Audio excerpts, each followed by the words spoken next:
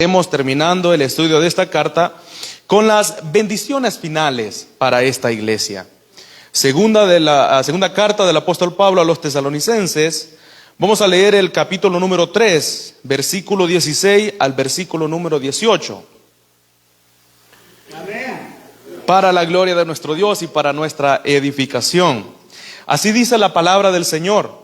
Y el mismo Señor de paz os dé siempre paz en toda manera. El Señor sea con vosotros. La salutación es de mi propia mano, de Pablo, que es el signo de toda carta mía. Así escribo. La gracia de nuestro Señor Jesucristo sea con todos vosotros. Amén. Gracias, mis hermanos y hermanas, por ayudarme con la lectura de la palabra. Hemos aprendido muchas cosas en el recorrido que hemos tenido en el estudio de estas dos cartas. Como recordarán, cuando iniciamos en la introducción decíamos algunas cosas y hemos resaltado algunos temas de estas dos cartas. El apóstol Pablo no tenía intenciones de llegar a la ciudad de Tesalónica. Pablo se dirigía para otra ciudad, pero el Espíritu Santo en dos ocasiones lo detuvo con el propósito de que Pablo pudiera llegar a Tesalónica. Después de haber sufrido una fuerte oposición y hasta encarcelamiento en la ciudad de Filipo, de Filipo, entonces Pablo se dirige a Tesalónica, en la que, como era de costumbre, visita la sinagoga. Gracias. Visita la sinagoga de los judíos, en los que cada sábado se reunían para aprender la ley de Moisés. Y Pablo, aprovechando la ocasión, claramente predicaba el evangelio. Estuvo alrededor de 3 semanas en esta ciudad. Después de predicar el evangelio se levanta una iglesia, porque cuando el evangelio se predica solo quedan dos opciones: recibirlo o rechazarlo. Unos lo rechazaron y otros lo recibieron. La iglesia es fundada entonces en la ciudad de Tesalónica y Pablo tiene que huir debido a la fuerte oposición de los judíos.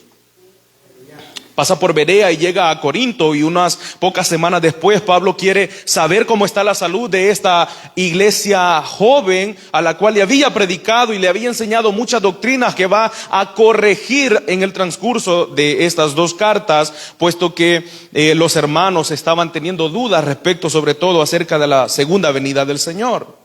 Pablo entonces manda a Timoteo, recuerdan, y Timoteo llega con buenas noticias a Pablo, de tal manera que ahora Pablo puede estar satisfecho con la labor que hizo en esta ciudad de Tesalónica, porque la iglesia está andando bien.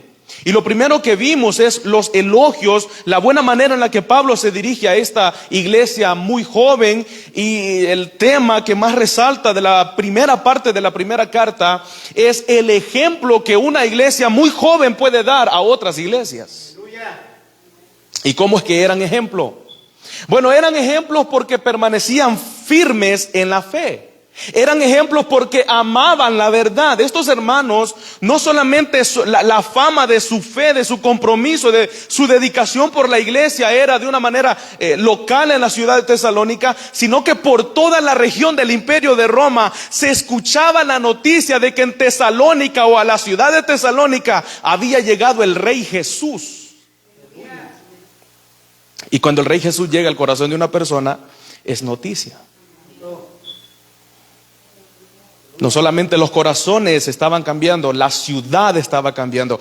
En la ciudad de Tesalónica estaba pasando algo que era noticia y de mucha fama en todo el imperio. Esa era una ciudad bastante estratégica, tratando de la geografía de la ciudad de Tesalónica, y si el evangelio llegaba a esa ciudad rápidamente podía ser difundido por todo el imperio, porque era una ciudad comercial de mucho comercio, así que era importante llevar el evangelio a la ciudad de Tesalónica. Y es debido a eso que toda Macedonia y parte de todo el imperio romano supo de la fe de estos hermanos. ¿Podemos nosotros ser ejemplo? ¿Y cómo podemos serlo? Bueno, permaneciendo firme en la palabra de Dios, permaneciendo firme en la predicación del evangelio, permaneciendo firme en la revelación que Dios ya nos dio, completa revelación en su palabra. Es cuando permanecemos firmes en la palabra de Dios que podemos identificar las falsas enseñanzas.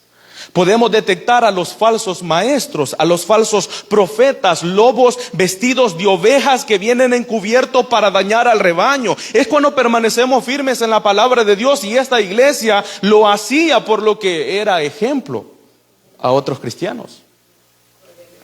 También tenían un compromiso. Vemos en esta carta que Pablo les dio ejemplo del compromiso que ellos deben tener con la iglesia. Pablo sentía que agonizaba porque no sabía lo que estaba pasando en la iglesia de Tesalónica.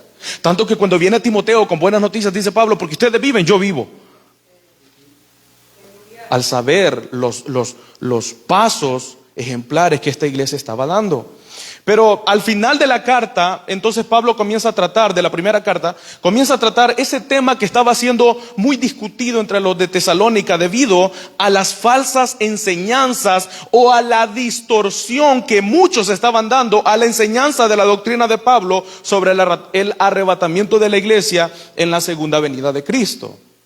Y ahí desde el capítulo 4 Pablo comienza a tratar, y la primera parte del capítulo 5 Pablo comienza a tratar con este tema. Tanto era que abarca hasta la segunda carta de todo el capítulo 2, la primera parte del capítulo 1 y todo el capítulo 2 de la segunda carta, para tratar el tema de la segunda venida del Señor. Algunos pensaban que debido a la oposición y al sufrimiento que los hermanos de la iglesia de Tesalónica estaban pasando por los judíos y por todos aquellos que estaban en contra del evangelio, que aborrecían al Rey Jesús, ellos pensaban que si acaso el juicio de Dios ya se estaba efectuando y que Cristo ya había venido.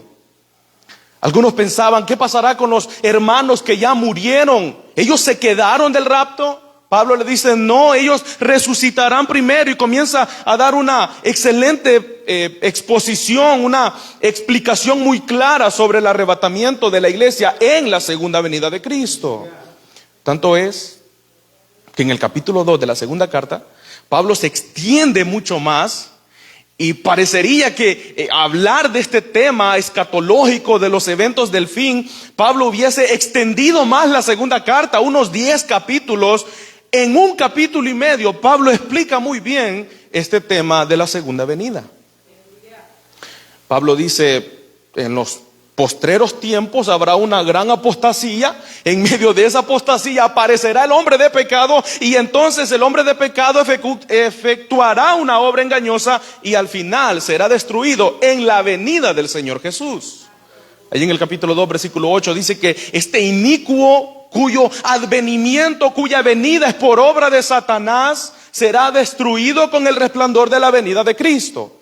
Así que no hay nada de duda, hermanos, respecto a la doctrina que Pablo enseña ahí. Sin embargo, hablar de este tema de los eventos del fin tiende a tener algunas dificultades, debido a que nuestra mente no logra captar toda la revelación de Dios, o por nuestra debilidad humana tendemos a dar diferente interpretación a eventos que tienen que ver con el fin. Por ejemplo, el rapto de la iglesia. Pablo no trata acá sobre los puntos de vista sobre el rapto que ahora existen.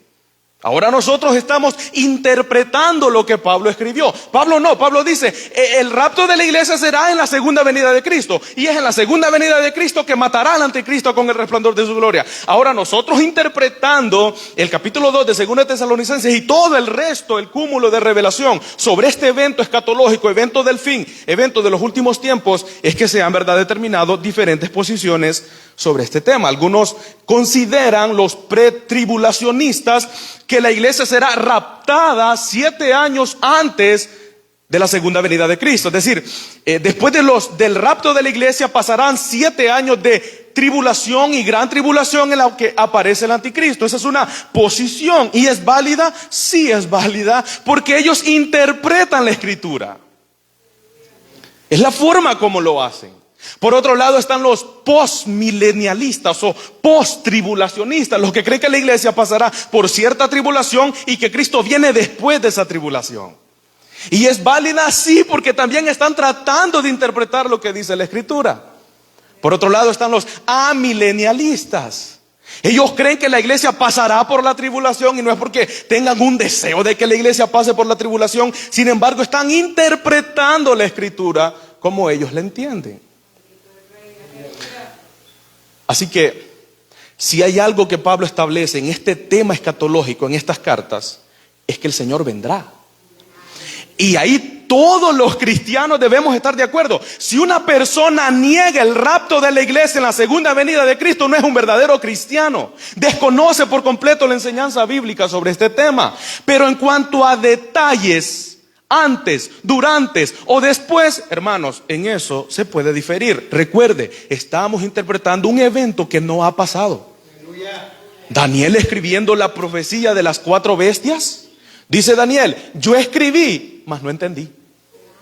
¿Nosotros podemos decir eso hoy? No, nosotros sí lo entendemos. ¿Por qué? Porque es un evento que ya pasó. Ya sabemos que esas 4 bestias son el reino de Babilonia, los medos persas, los griegos y los romanos. Y en ese momento Daniel dijo, yo escribí, pero no entendí. ¿Por qué? Porque Daniel no había pasado todavía por ese evento. Así que no se preocupe, en esos pequeños detalles pueden haber diferencias debido a la interpretación. Ahora, en lo que todos sí debemos estar de acuerdo es que nuestro Señor vendrá. Y en eso sí creo que Pablo lo establece muy bien en esta carta. Así que esta segunda carta ha sido un tanto dramática, ha sido violenta, porque Pablo va a corregir muchos temas. Esta carta en sus 3 capítulos ha descrito la retribución de Dios sobre los inicuos. Ha explicado el juicio de Dios al mundo pecador en el día del Señor. Ha advertido sobre los lobos disfrazados de oveja. En resumen, esta carta ha sido una carta tempestuosa. Pero estos últimos 3 versos que hemos leído de conclusión son como el mar en calma después de una tormenta violenta. Una vez más, versículo 16 al versículo 18. Si solo leemos esos 3 versos, no parece reflejar lo que hemos visto en toda esta segunda carta. Y el mismo Señor de pasos, de paz en toda manera. El Señor sea con todos vosotros. La salutación es de mi propia mano, de Pablo, que es el signo de toda carta mía, así escribo. La gracia de nuestro Señor Jesucristo sea con todos vosotros. Amén. La iglesia de Tesalónica necesita consuelo por su sufrimiento y también exhortación para que supiera enfrentar toda la aflicción y la oposición, por lo que Pablo, sabiendo que nadie puede permanecer sin la ayuda de Dios, él siempre oraba por los hermanos para que pudieran ser guardados. En el capítulo 1, versículo 11 al 12 de la primera carta, Pablo termina con esta oración: por lo cual asimismo oramos siempre por vosotros, para que nuestro Dios os tenga por dignos de su llamamiento y cumpla todo propósito de bondad y toda obra de fe con su poder, para que el nombre de nuestro Señor Jesucristo sea glorificado en vosotros y vosotros en Él, por la gracia de Dios el Padre y del Señor Jesucristo. Estos hermanos, a pesar de que estaban pasando serias oposiciones y tribulación en esta ciudad por los judíos y por los que rechazaban el Evangelio, Pablo, sabiendo que estos hermanos por sí solos no podían enfrentar estas tribulaciones, él siempre oraba para que Dios les fortaleciera. Después de explicar el día del Señor, ahí en el capítulo 2 de la segunda carta, y la llegada del anticristo y su destrucción, Pablo termina esta sección de exhortación con esta oración: y el mismo Jesucristo, Señor nuestro, y Dios nuestro Padre, el cual nos amó y nos dio consolación eterna y buena esperanza por gracia, conforte vuestros corazones y os confirme en toda buena palabra y obra. Porque la enseñanza puede ser muy clara, pero si la obra de Dios de fortalecer y afirmarnos en su palabra, entonces la enseñanza queda vacía. Al exhortarles a que obedezcan sus escritos, Pablo también termina con una breve oración: y el Señor, ahí en el capítulo 3 de la segunda carta, y el Señor encamine vuestros corazones al amor de Dios y a la paciencia de Cristo. Después de la exhortación a los que se negaban a trabajar y no admitían disciplina dentro de la iglesia, por 4ª vez Pablo termina esta exhortación que hemos visto ahí con esta oración que leemos ahí en el versículo 16. Esta es una oración, este es el anhelo de Pablo por esta iglesia: y el mismo Señor de paz os dé paz siempre, en toda manera. Pablo pide a Dios que conceda a la iglesia 4 bendiciones esenciales para la madurez espiritual: paz, fortaleza, verdad y gracia. Esas 4 bendiciones son por las que Pablo ora ahí en los 3 versículos que hemos leído: paz, fortaleza, verdad y gracia. Veamos la primera entonces, la primera bendición por la que Pablo ora en el versículo 16. Dice el verso 16, la primera parte: y el mismo Señor de paz. Y el mismo Señor de paz. Esta era la manera como Pablo se despedía de ciertas iglesias.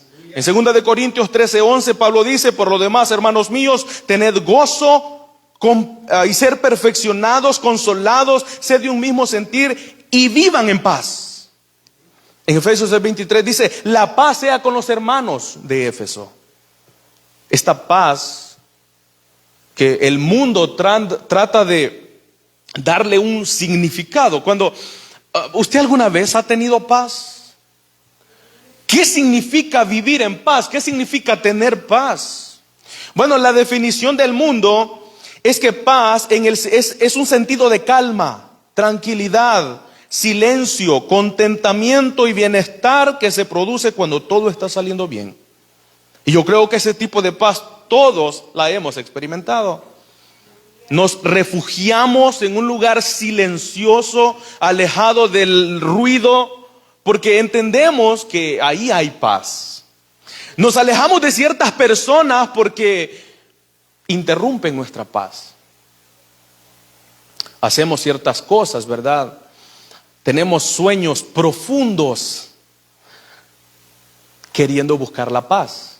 Pero esta paz, sin embargo, fácilmente puede ser destruida, porque cualquier cosa puede interrumpir esa paz. Usted duerme profundamente queriendo evitar los problemas, las deudas, las dificultades, va a despertar.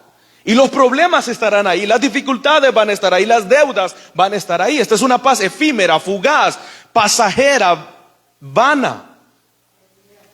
Es fácil de destruir con la llegada de los conflictos y problemas, así como por el fracaso, la duda, el miedo, la amargura, la ira, el orgullo, las dificultades, la culpa, los lamentos, los pesares y la ansiedad por las circunstancias fuera de control. Esta es la paz que el mundo ofrece. Jesucristo da una clara definición de esa paz que el mundo da cuando Él ofrece su paz. En Juan capítulo 14 versículo 27, la paz os dejo, mi paz os doy, y añade, yo no la doy como el mundo la da. Porque la paz que da el mundo no tiene ningún sentido, es una paz que dura poco tiempo. Ciertamente las personas experimentan paz, se alejan, ¿verdad? Se van a lugares silenciosos. De hecho, cuando nosotros vamos a lugares donde el teléfono no tiene señal y todo es campo, todo es naturaleza, uno siente cierta paz. Bueno, pero uno no va para vivir ahí. Uno tiene que regresar a esos lugares en los que no tiene tanta paz. Llega cansado de trabajar y su vecino no tiene la música alta como siempre sabe tenerla. Usted descansa en paz. Pero de repente llega el vecino. Se termina la paz. Es una paz que no dura, es una paz que no tiene ningún sentido. La verdadera paz espiritual es la confianza profunda de que entre mi alma y Dios todo está bien. Aunque el vecino ponga la cumbia a todo volumen, voy a descansar en mi Señor porque sé que mi alma y mi Dios están bien. Y esto porque Él controla soberana y amorosamente mi vida en el tiempo y en la eternidad. Lo que aprendemos en esta primera parte del versículo 16 acerca de la paz es que tiene un origen divino. Esta no es la paz que da el mundo, todo lo contrario, es la paz de origen divino. Y Pablo lo dice ahí en el versículo 16. Y el mismo Señor de paz. Pero note, Pablo está hablando ahí de Jesucristo. Es a Cristo a quien Pablo identifica como el Señor. Pero en el capítulo 5 de la primera carta y versículo 23 ha dicho que el Dios de paz, hablando del Padre. De manera que Pablo nos enseña que la paz tiene su origen divino en los miembros de la Trinidad. Por eso es que en Hebreos capítulo 13 versículo 20 el escritor a los hebreos identifica al Padre como el Dios de paz, aquel que resucitó de entre los muertos a Jesucristo. Y en Colosenses capítulo 1 versículo 1, Pablo y Timoteo escribiendo a los hermanos a los fieles hermanos en Colosas les dice: gracia y paz sean a vosotros de Dios nuestro Padre y del Señor Jesucristo. Y en Gálatas 5:22 nos recuerda que uno de los frutos del Espíritu es la paz. Así que la paz tiene un origen divino en los miembros de la Trinidad. La paz de Dios es parte de su carácter. Nunca vamos a ver a Dios estresado, ansioso, desesperado, temeroso, asustado, dudando o en conflictos. Aún en la manifestación de su ira a través de la Escritura, vemos que Dios lo hace de una forma calmada, tranquila. Él vive en plena satisfacción en lo que significa su propia esencia. Y el reflejo es la paz. Esa paz es la que está a disposición de los cristianos. La paz de Dios, porque tiene su origen en Él. Y para entender esta paz que se nos ha dado, debemos recordar, hermanos, cuál es la condición del pecador en rebeldía y en enemistad delante de Dios. Recuerden que esta paz es saber que mi alma y Dios están bien. ¿Por qué? Porque yo entiendo de que antes de venir a Cristo en arrepentimiento y fe por obra del Espíritu Santo, yo era enemigo de Dios y merecía la ira de Dios, la muerte y el infierno, al igual que todos los seres humanos. Dios promete entonces un Salvador de paz. Isaías 9:6 dice que nacerá un niño y será príncipe de paz. Cuando este Salvador nace para reconciliar a la humanidad, se aparece una multitud de ángeles, un coro celestial. ¿Y qué cantaban? Gloria a Dios en las alturas y en la tierra paz. Cuando muere, dice Isaías 53 que Él llevó el castigo de nuestra paz. ¿Ven cómo todo se conecta a la paz de Dios? Por eso, por esa muerte y porque Él llevó el castigo de nuestra paz, es que Pablo en Romanos 5:1 en adelante dice que estando justificados pues por la fe, ahora ya no somos enemigos. Ya no estamos empleitados con Dios, ya no huimos de la presencia de Dios como lo hace el pecador y como lo hizo Adán. Huíamos de Dios, pero ahora ya fuimos justificados, por lo que tenemos paz para con Dios. Mi alma está bien con Dios. ¿Qué mayor gozo puede haber para una persona que sabe que es un pecador y que no merece nada de parte de Dios? Lo cantábamos. Bueno, la hermana lo cantaba hace un momento. No merezco nada, pero el Señor nos reconcilió con Dios el Padre para que ahora tengamos paz. Gloria a Dios. Por medio de nuestro Señor Jesucristo, por quien también tenemos entrada por la fe a esta gracia en la cual estamos firmes y nos gloriamos en la esperanza de la gloria de Dios. Y no solo esto, sino que también nos gloriamos en las tribulaciones. Esta es paz. Que a pesar de las tribulaciones podamos seguir teniendo paz. Que a pesar de los problemas, de las dificultades, las deudas y todo a nuestro alrededor, sigamos teniendo paz. Sigamos teniendo esa confianza de que nada en este mundo puede ser comparado al reposo eterno que se nos dará en gloria. Hermanos, no vale la pena pelearse con nadie. No vale la pena, eso quita la paz que Dios nos da. No vale la pena tener rencor en nuestros corazones. A veces no vienen tribulaciones, a veces nosotros creamos las tribulaciones para interrumpir esa paz. Sigue diciendo Pablo, y la esperanza no avergüenza, porque el amor de Dios ha sido derramado en nuestros corazones por el Espíritu Santo que nos fue dado. Porque Cristo, cuando aún éramos débiles, a su tiempo murió por los impíos. Ciertamente apenas morirá alguno por un justo, con todo pudiera ser que alguno osara morir por el bueno, mas Dios muestra su amor para con nosotros en que siendo aún pecadores, Cristo murió por nosotros. Pues mucho más estando ya justificados en su sangre, y por él seremos salvos de la ira. Eso es paz. Porque si siendo enemigos fuimos reconciliados con Dios por la muerte de su Hijo, mucho más estando ya reconciliados seremos salvos por su vida. Y no solo esto, sino que también nos gloriamos en Dios por el Señor nuestro Jesucristo, por quien hemos recibido ahora la reconciliación. Él nos trajo paz.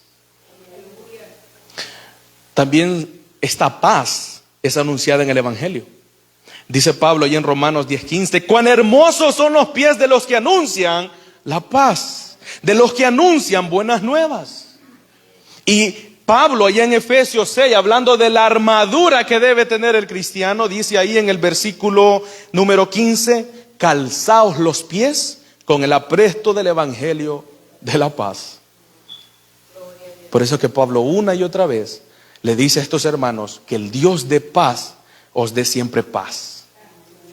¿Por qué? Porque tiene un origen en Dios, hermanos. Nosotros solos no podemos tener este descanso y este reposo y esta confianza que tenemos en lo eterno. Tiene que ser una obra de Dios. Entonces aprendemos que tiene un origen en Dios, pero también Pablo sigue diciendo en el verso 16, y el mismo Señor, Él es el Señor de la paz, Él es paz, os dé paz. La paz es un don de Dios, es un regalo de Dios. Jesús lo dice ya en Juan 14:27, mi paz os doy. Cristo orando en Getsemaní, siendo atravesado su corazón y todo su ser por lo que iba a pasar en la cruz, lo que significaba morir en una cruz, le ora, Padre, pasa de mí esta copa, pero no se haga mi voluntad, sino tu voluntad. ¿Qué es lo que estaba diciendo Cristo ahí? Que Él iba a estar bien con lo que el Padre decidiera sobre su vida. Estamos hablando de la segunda persona de la Trinidad, del Dios que se hizo hombre. Él dijo eso, lo creyó y lo hizo. ¿Por qué? Porque en eso Cristo tenía paz, y Él habla de su paz aún como hombre. Él confiaba por completo en su Padre. En esa oración Cristo se abandonó en la voluntad del Padre, sabiendo que el Padre no hará ningún daño a los suyos. Cuando nosotros oramos, Señor, hágase tu voluntad, ¿por qué nos enojamos cuando no se hace nuestra voluntad? Bueno, le hemos orado que se haga su voluntad. Hermanos, si nosotros aprendiéramos de Cristo a abandonarnos confiadamente en la voluntad del Padre, entonces dejaríamos de ser tan débiles como somos. Y muchas repeticiones de nuestras oraciones dejarían de tener sentido. Cuando oremos, depositemos toda nuestra confianza en Dios, porque Él no hará mal a nadie. ¿Recuerdan un hombre de la historia que le dijeron, maldice a tu Señor? Policarpo se llamaba. Él dijo, 86 años le he servido y Él nunca me ha hecho mal. Es que Dios no le hace mal a nadie. Es un don que Él nos ha dado. Vivamos en esa paz. Cristo ya dijo que la daba. Es una paz que solamente Dios da a su pueblo. Por eso que en el Salmo 29:11 el salmista dice, Jehová dará poder a su pueblo, Jehová bendecirá a su pueblo con paz. Es un regalo, es una bendición. Salmo 85:8, escucharé lo que hablará Jehová Dios, porque hablará paz a su pueblo. Esta paz no se puede comparar con esa paz pasajera del mundo. Esa paz que disfrutan los incrédulos. Y ¿saben qué, hermanos? Esa paz que Dios nos promete a nosotros que le pertenecemos, no es una promesa para los incrédulos. Isaías capítulo 48 versículo 22 dice el profeta, no hay paz para los malos, dice Jehová. No es Isaías el que lo dice, es el propio Jehová que conoce los justos y los malos. Los justos son aquellos que el Señor ha justificado. En ellos no habrá paz. Habrá esa paz que el mundo ofrece, esa paz pasajera, esa paz fugaz, que es afectada por las circunstancias externas. Pero esta paz que el Señor da a su pueblo, esta paz con la que Él se dirige a su pueblo, es una paz que durará por toda la eternidad. No será afectada por nada. Esta paz es un don de Dios. Además aprendemos en el verso 16 de Pablo que esta paz está disponible. Siempre está disponible. Note lo que dice, y el mismo Señor de paz os dé siempre paz. Esta paz está disponible. Y alguien preguntaría, bueno, si está disponible, entonces ¿por qué Pablo ora para que Dios les dé paz?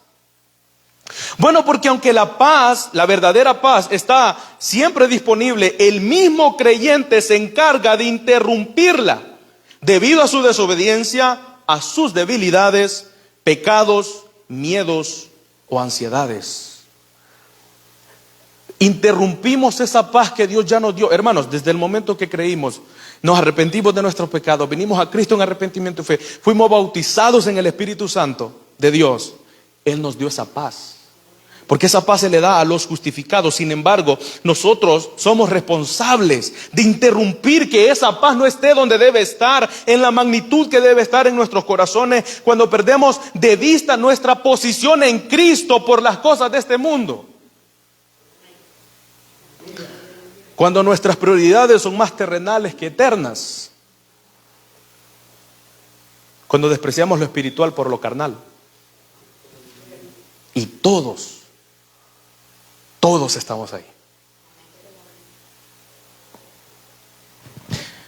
¿Cuándo fue la última vez que usted, en un momento de sensatez, de cordura, le dijo: Señor, si hoy me tengo que morir, estoy en paz? Ver a nuestro Señor, estar con Él. ¿Acaso ese no es el mayor deseo de los cristianos? Porque el mío sí. ¿Cuándo no podemos decir eso? Cuando sabemos que no estamos haciendo las cosas bien, que no nos hemos arrepentido de todos nuestros pecados, cuando tenemos miedo, cuando las ansiedades por las cosas de este mundo nos quitan parte de esa paz. ¿Cómo puede ser restaurada la paz que ha perdido un cristiano? Bueno, básicamente de tres maneras, o por resumir, de tres maneras. Primero, volver a confiar por completo en Dios. Porque un cristiano pierde su fe cuando deja de confiar en Dios, porque ha comenzado a confiar en otras cosas. Debilidades. Recuerden lo que dice el salmista en el Salmo 42. ¿Por qué te abates, oh alma mía? ¿Cuántas veces hemos estado en esa misma condición, con el alma abatida por los problemas de este mundo? Grandes problemas de este mundo. No, hermanos, no son grandes problemas de este mundo. ¿Acaso los grandes problemas de este mundo pueden quitar la paz que Dios nos da? ¿Por qué te abates, oh alma mía? ¿Por qué te turbas dentro de mí? Espera en Dios, porque aún he de alabarle. Salvación mía y Dios mío. Confiar en Dios. Segundo, si la paz ha sido interrumpida por un pecado, entonces debemos reconciliarnos, arrepentirnos y obedecer. Decía Thomas Watson, un puritano, decía: si usted tiene paz, hágale la guerra al pecado. Porque la paz que Dios da no es una paz exenta de guerra, no, es una paz exenta de pecado. Por eso es que los tesalonicenses debían permanecer en paz, haciéndole la lucha a los falsos que estaban llegando a la ciudad. Si usted tiene paz, entonces hágale la guerra al pecado. Y en tercer lugar, aceptando el castigo de Dios. Decíamos hace un momento que Dios no hace mal a nadie. Pero hermanos, el pecado tiene consecuencias. Dios perdona nuestros pecados, pero los pecados tienen consecuencias. Por eso es que en Job, en el capítulo 5, versículo 17 al 24, ¿recuerdan lo que dice Hebreos? Que Dios, a quien toma por hijo, lo disciplina. Y es bienaventurado, y hay de aquel a quien Dios no disciplina. Entonces no es hijo, es un bastardo. Dice Job: he aquí, bienaventurado es el hombre a quien Dios castiga. ¡Qué bendición!, dice Job. He aquí la bendición de un hombre a quien Dios castiga. Por tanto, no menosprecies la corrección del Todopoderoso, porque Él es el quien hace la llaga y también la venderá. La venderá. Él hiere y sus manos curan. Les pone venda pues a las heridas. Él hiere y sus manos curan. En 6 tribulaciones te librará, y en la séptima no te tocará el mal. En el hambre te salvará de la muerte, y del poder de la espada en la guerra. Del azote de la lengua serás encubierto. No temerás la destrucción cuando viniere. De la destrucción y del hambre te reirás, y no temerás de las fieras del campo, pues aún con las piedras del campo tendrás tu pacto, y las fieras del campo estarán en paz contigo. Sabrás que hay paz en tu tienda, visitarás tu morada y nada te faltará. Decía un presidente de los Estados Unidos del pasado: le temo a Dios y por eso no le temo a ningún hombre. Cuando aceptamos esta relación con Dios como hijos, hacia un padre, sabiendo que en cualquier momento, hermano, nosotros seremos corregidos, disciplinados, exhortados, pero también consolados por Dios, entonces no tendremos miedo a la destrucción. Dice, de la destrucción y del hambre te reirás, porque eso no representará un problema tan grande como para quitar la paz que Dios ya nos dio. Habrá paz en ti. ¿Cómo nosotros podemos tener paz entre hermanos cuando tenemos la paz de Dios? Sin esa paz que Dios nos da, entonces no podemos tener paz con los hermanos. Necesitamos la paz de Dios, ¿verdad? Amén. Cuarto, existe en toda manera. Pablo lo dice ahí en el versículo 16. Y el mismo Señor de paz os dé siempre paz en toda manera. Nada en la esfera del mundo la puede afectar porque tiene su base en la promesa de la salvación de vida eterna. Esta promesa fue hecha por Dios, que según Tito 1:2 no miente. El Señor no miente y está anclada en que el que comenzó en nosotros la buena obra la perfeccionará hasta el día de Jesucristo. Pablo anhelaba que Dios le concediera la paz a los creyentes de Tesalónica, de modo que sin importar en qué circunstancias estuvieran, experimentaran confianza calmada y gozo inamovible en medio de las tormentas de la vida. Es que no hay nada, hermanos, en este mundo, ni en lo presente ni en lo porvenir, que pueda quitar la paz que Dios nos ha dado. No lo permitamos. Nosotros somos los responsables de no agregarle más problemas a nuestros problemas. Así que la primer bendición por la que Pablo ora es por la paz. La segunda bendición para avanzar es por fortaleza. Ahí mismo en el verso 16 termina diciendo Pablo: el Señor sea con todos vosotros. Bueno, el Señor es omnipresente y Él está en todo lugar y con todos nosotros. Sin embargo, la oración de Pablo parece identificar esa presencia fortalecedora para servir y vivir para su gloria. Porque no podemos hacerlo de otra manera, hermanos. La razón de ser de la iglesia es la presencia fortalecedora del Señor. Si el Señor estuviera con nosotros como está en cualquier otro lugar del universo, entonces nosotros no podríamos hacer absolutamente nada.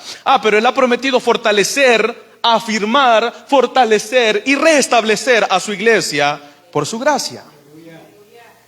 Pablo se refiere aquí a esta presencia. Los creyentes necesitamos la presencia fortalecedora de Dios. ¿Para qué? Bueno, para resistir las tentaciones. Primera de Corintios capítulo 10 versículo 13, y nótese que lo necesitamos para resistir las tentaciones. Nosotros solos no podemos. Seremos vencidos por las tentaciones y por el pecado. Necesitamos su presencia. No os ha sobrevenido ninguna tentación que no sea humana, pero fiel es Dios, que no os dejará ser tentado más de lo que podéis resistir, sino que dará también juntamente con la tentación la salida para que podáis soportar. Cuando somos tentados por el pecado y pecamos, no lo hacemos porque Dios nos abandonó, sino porque quisimos. Porque al pecado se le puede decir sí, pero también se le puede decir no. La tentación siempre estará ahí, pero Dios también da la salida. Ven, no es porque no tuvimos opción, porque no había salida, sí había salida. Dios la proveyó en el momento que fuimos tentados. Necesitamos su ayuda. Necesitamos su presencia fortalecedora para enfrentar la guerra espiritual que tenemos cada día. En Efesios capítulo 6 versículo 10 al 13: por lo demás, hermanos míos, fortaleceos en el Señor y en el poder de su fuerza. Vestíos de toda la armadura de Dios para que podáis estar firmes contra las acechanzas del diablo, porque no tenéis lucha contra sangre y carne, sino contra principados, contra potestades, contra los gobernadores de las tinieblas de este siglo, contra huestes espirituales de maldad en las regiones celestiales. Por tanto, tomad toda armadura de Dios para que podáis resistir en el día malo, y habiendo acabado todo, estar firmes. Estaremos firmes. ¿Saben por qué? Porque estaremos siendo fortalecidos en el Señor y en el poder de su fuerza. Hermanos, nuestra lucha es con un ser maligno que tiene experiencia en derribar a los hombres. Satanás tiene experiencia en derribar a los hombres. Lleva peleando con ellos más de 6.000 años. Él conoce las debilidades y el carácter de cada una de las personas, conoce la tentación apropiada para la edad y para el temperamento de cada uno de nosotros. No, esa lucha la tenemos perdida contra Él. Pero si somos fortalecidos en el Señor que lo derrotó, que lo culminó en la cruz, entonces estaremos firmes. No salgamos a esta guerra con nuestras propias fuerzas. No hay forma de cómo podamos salir ilesos en esa guerra.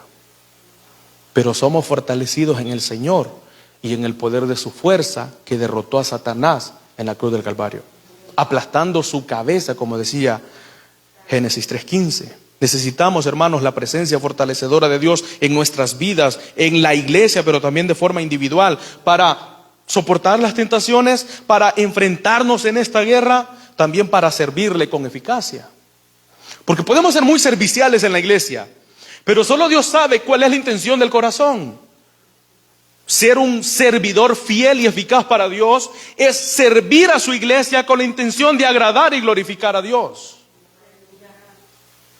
Por eso es que Pablo en Efesios 3:7 decía: de lo cual, hablando de Cristo, yo fui hecho ministro por el don de la gracia de Dios que me ha sido dada según la operación de su poder.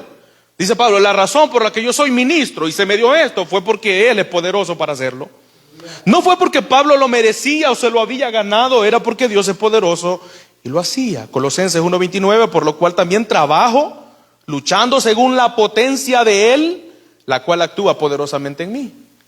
¿Cuál era el combustible de Pablo? La fortaleza de Cristo en él. Pablo podía servir eficazmente a Cristo porque Cristo le estaba fortaleciendo. En cuarto lugar, necesitamos la presencia fortalecedora del Señor para perseverar. Segunda de Timoteo 4:18 dice Pablo: y el Señor me librará de toda obra mala y me preservará para su reino celestial. A Él sea gloria por los siglos de los siglos. Amén.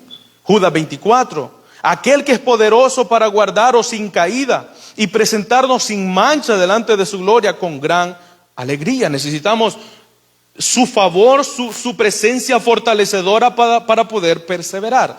Nadie podrá perseverar si Dios no le ayuda. Así que, hermanos, no tenemos nada nosotros acá en lo cual podamos gloriarnos. ¿Saben por qué yo viajo 2 horas cada fin de semana para estar en la iglesia? Porque el Señor me fortalece. De lo contrario, yo no viniera. ¿No? Es porque el Señor, Dios actúa en nosotros y lo hace fortaleciéndonos. También necesitamos su presencia fortalecedora para soportar las pruebas, para soportar las tentaciones, pero también para soportar las pruebas. En 2 de Corintios 12:9-10, y aquí Pablo habla aparentemente de una enfermedad, y me ha dicho: bástate de mi gracia. Pablo ya le había orado 3 veces a Dios: quítame este aguijón. Y Dios le dice: bástate de mi gracia, porque mi poder se perfecciona en la debilidad. Por tanto, de buena gana me gloriaré más en mis debilidades, decía Pablo, para que repose sobre mí el poder de Cristo. Por lo cual, por amor a Cristo, me gozo en las debilidades, en afrentas, en necesidades, en persecuciones, en angustia, porque cuando soy débil, entonces soy fuerte. Pablo oraba por los enfermos y los enfermos se sanaban. Pero tenía un aguijón en su carne, que él dice que era un mensajero de Satanás, para que no me gloríe, dice. Y uno dice: bueno, si era mensajero de Satanás, tendría que ser para que Pablo se gloriara y perdiera de vista la fortaleza del Señor. Pero es que, aunque era un mensajero de Satanás, Pablo sabía que no tenía que gloriarse aunque estuviera sano.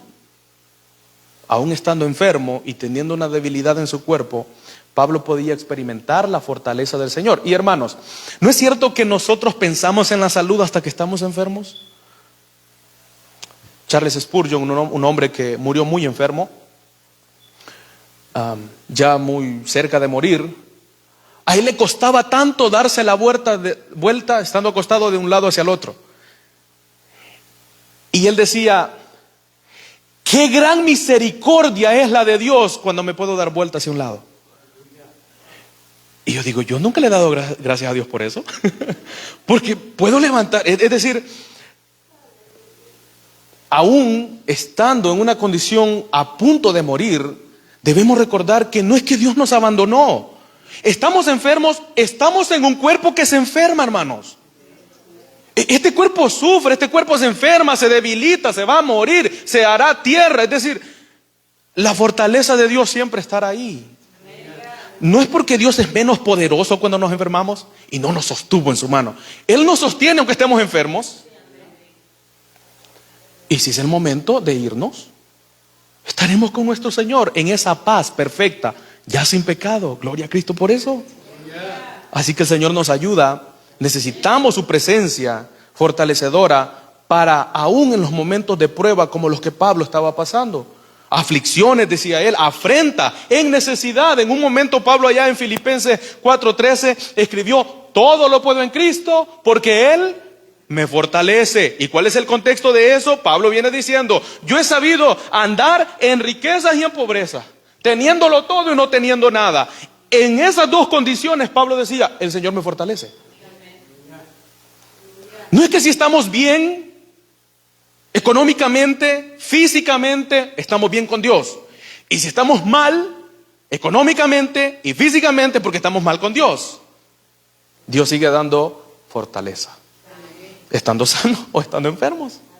Necesitamos, hermanos, recordar que la presencia fortalecedora de Dios está en esos momentos de prueba y de aflicción. Número 6, necesitamos la presencia fortalecedora de nuestro Señor para evangelizar con eficacia. Hechos capítulo 1, versículo 8, recibiréis poder cuando haya venido sobre vosotros el Espíritu Santo, y entonces me seréis testigos en Jerusalén, en Judea, en Samaria y hasta lo último de la tierra. Discípulos, no se muevan, no salgan a predicar, no, hasta que sean llenos del poder del Espíritu. ¿Por qué? Bueno, porque Pedro podía dar un discurso evangelístico impresionante, pero nadie se iba a arrepentir. ¿Por qué? Porque no iba acompañado del poder del Espíritu Santo en la predicación. Así que los discípulos tenían que esperar ser fortalecidos y ser llenos, investidos de poder para poder predicar eficazmente. Hermanos, necesitamos la presencia fortalecedora de Dios para predicar el Evangelio. Para predicar el Evangelio. La oración de Pablo en Efesios 3, 16 al 19 resume la necesidad del poder de Dios en cada aspecto de la vida de los creyentes. Dice Pablo: para que os dé, conforme a las riquezas de su gloria, el ser fortalecidos con poder en el hombre interior por su Espíritu, para que habite Cristo por la fe en vuestros corazones, a fin de que, arraigados y cimentados en amor, seáis plenamente capaces de comprender con todos los santos cuál sea la anchura, la longitud, la profundidad y la altura, y de conocer el amor de Cristo que excede a todo conocimiento, para que seáis llenos de toda la plenitud de Dios. Esta es la segunda bendición por la que Pablo ora. Más brevemente veremos la tercera y la cuarta. La tercera bendición por la que Pablo ora hacia la iglesia de los tesalonicenses es la verdad. Versículo 17. La salutación es de mi propia mano, de Pablo, que es el signo de toda carta mía. Así escribo. Recuerden, a la iglesia de los tesalonicenses, sobre todo en esta segunda carta, Pablo va a atacar, va a confrontar a aquellos falsos que habían incluso escrito una carta y la habían hecho pasar como que era de Pablo, diciendo que el día del Señor ya había venido. Así que Pablo va a agregar esta última parte diciendo: este es el signo de mi mano. Así escribo yo, de Pablo. ¿Ven? Si tiene la firma de Pablo, es mía. Si no, entonces no es mía. Y llama la atención que dice Pablo que es el signo de mi mano, de Pablo, que es el signo de toda carta. Y uno va a leer las cartas del Nuevo Testamento y Pablo no termina así en todas las cartas, solo termina así en 2 cartas. Sin embargo, la razón por la que incluye esto era por el problema que estaba pasando en la iglesia de los tesalonicenses. Él tenía que corregir ese problema y recordarle a los hermanos, a la iglesia de Tesalónica, que solamente hay una verdad, y es la verdad de Dios.